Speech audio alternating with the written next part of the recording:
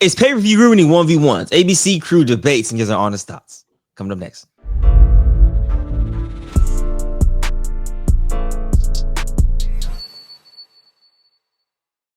Hey, Malik, kick us off, man. we haven't heard your expertise.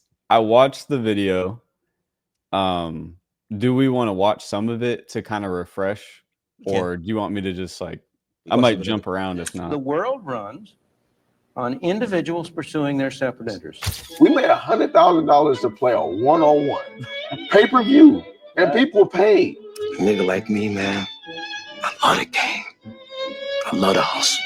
If you have the money to pay me for my apprenticeship that I want, the money that I want, we can do it. If not, leave me alone, please. Why don't you get a job? If you're so hungry, why don't you get a job? They just playing one-on-one. Like, if I'm gonna play one-on-one, you got to pay me before I even get on that court. You want me to stop it, you said? Yeah, we'll go full screen. I remember now. Okay. But the few things I took away from it, I felt like he undermined the product and players within it. Like, he did compare the product to basically like Flight and Chris Smooth and one other person, I think. And to me, those were two totally different ways of creating content. TNC, Ball is Life, OTD, those are productions that have more employees. Flight can turn on his reaction. He can show up in 720p and be hilarious and get everything that he like. Those are anomaly cases. They're very entertaining individuals. And I just don't think that that was a like accurate correlation between like a full business with a lot of employees and then like individual creators, because he said I've never paid for these creators, and it's like, well, they do reaction videos and 2K videos and things like that, so it's a little bit different.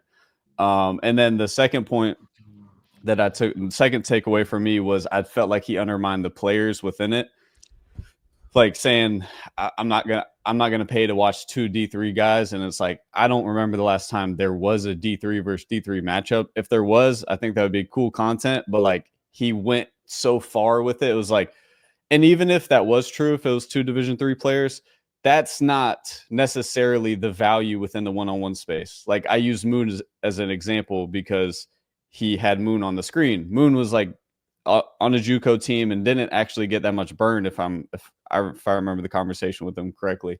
But Moon's value within the one-on-one space is obviously a lot, and he's like people really enjoy watching him. So I didn't feel like that was a fair correlation either to use Division 3 versus Division 3. Like he was going overboard and trying to prove his point because he didn't like the pay-per-view model.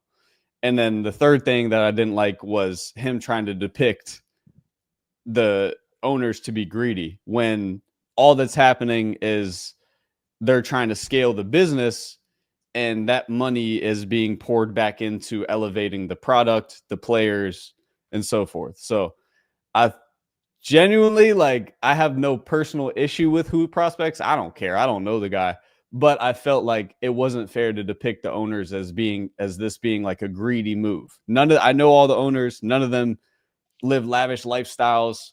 None of them are, not pouring the money back into elevating the product and the players. The players win in this. The product has been elevated because of the pay-per-view model. And at some point, like the owners feel like it's necessary to get to the next level. So I don't see the issue with it, but that's just off the top of my head what I took away from it. Yeah, that was very well put together. For sure. That was long-winded. To be honest, bro, I want to ask both you guys this question. A lot of people don't seem to have an issue with the pay-per-views from what I've seen from my comment section. I don't know what you've seen. So I watched your vid, but I didn't go to your comment section. They were more having an issue with just the matchups, some of the matchups being put on TNC League. And I hear that and I understand that, but my only rebuttal to that is, let's say there's 8 matchups in New Jersey.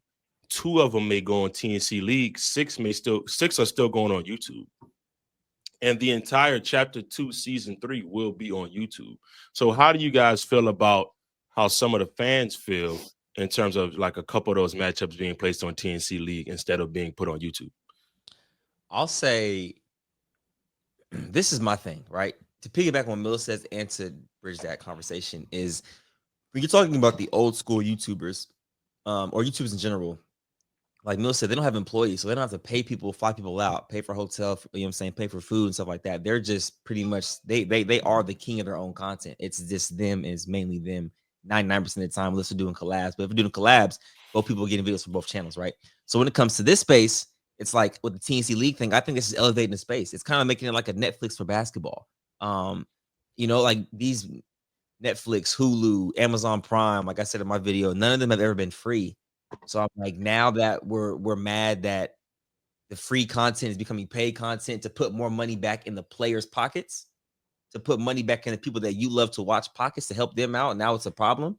And I think that's where it's where I disconnect. And it's not, you're not forced to pay. If you don't want to pay, don't pay. But also, if you're paying $10, you could cut that membership off whenever. I want to watch this series. I'm gonna pay my 10 and cancel, but then I'm gonna pay my 10 again later on when I see something else that I want to pay for. So at the end of the day, forcing you to pay, there's still free content on YouTube, but like some of the good matchups also will be on tncleague.com to put more money in their pocket.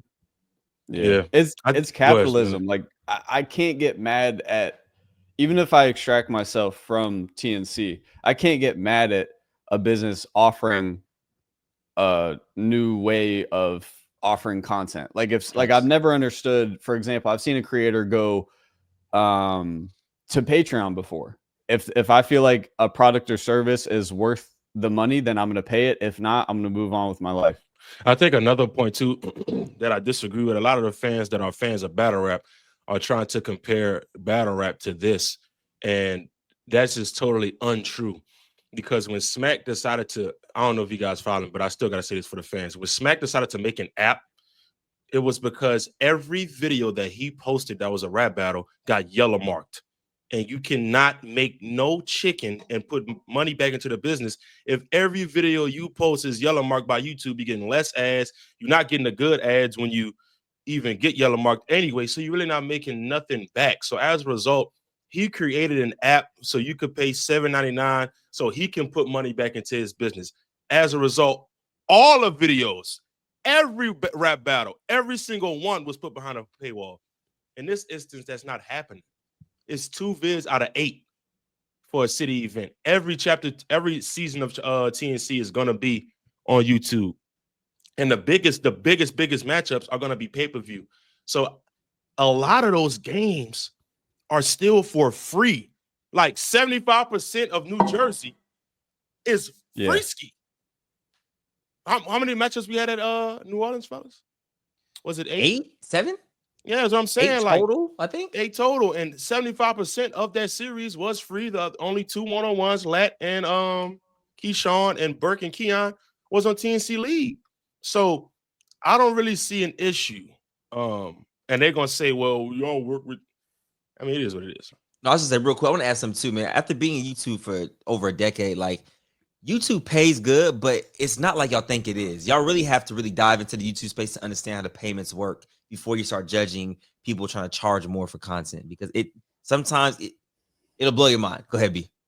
My own. Now listen, I want to say this point as well.